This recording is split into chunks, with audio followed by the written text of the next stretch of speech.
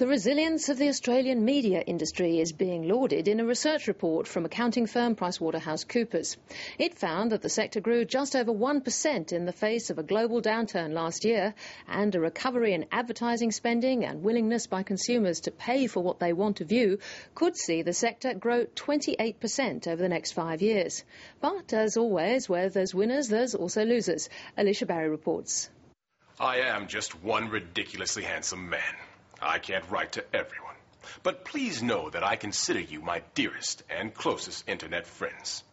With the help of a towel-clad football player, US company Old Spice harnessed the power of social media in a viral marketing campaign that reached tens of millions globally. The Old Spice was a brilliant viral campaign. It only ran for 48 hours because it was so successful in that time. As to whether it ever sells any extra Old Spice, no one knows. It's revitalised the brand. It's put it out there in the market. How or if online ads translate into sales may be hard to measure. Even so, online advertising in Australia is booming. There's $43 billion being spent on cable infrastructure, which is essentially digital delivery. And we've got 126 megahertz of mobile spectrum being auctioned to 3 mobile carriers. So you put those two together, plus their existing capacity, we're looking for a substantial increase in speed and data capacity. PricewaterhouseCoopers expects such investment in infrastructure to help the sector grow from $7 billion last year to over $10 billion in 2014. But until online ads can be quantified, television is still attracting a premium. The accounting firm's research found TV advertising fell 7.6% last year, but it's making a fast recovery.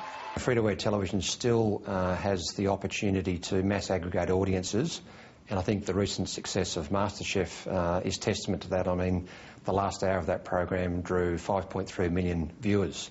So from an advertiser's perspective, still very, very attractive. Media analyst Roger Coleman has his money on the free-to-air players in the short term. It's going to be a substantial amount of money flowing into free-to-air for the next 2 to 3 years. But whether free-to-air stays free-to-air over 10 years, we doubt it. His longer-term view is that consumers will be more willing to pay for content. Subscription television held up relatively well during the global financial crisis as viewers stayed in to save money. But the recent launch of free-to-air's digital channels is offering tough competition. Free-to-air digital is now starting to affect pay TV. It's starting to affect the level of viewership, only a small amount, but it's also affecting the rate of take-up of subscribers and therefore slowing down that rate. This will be an interesting battle to see how the digital free-to-airs and pay TV compete with each other over the next couple of years. But for other traditional media, like newspapers and magazines, they're battling to reinvent a profitable business model.